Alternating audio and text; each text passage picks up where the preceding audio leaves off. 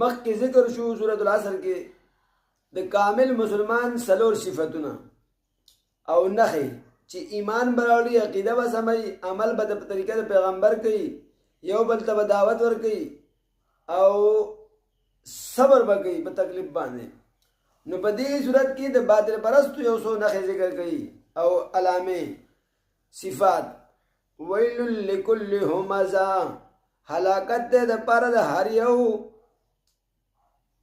ایب لټونکي،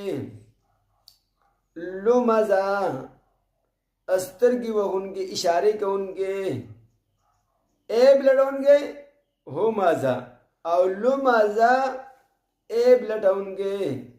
الذي دا دوه ټکي معنی یاد کیږه، دا لګران دي.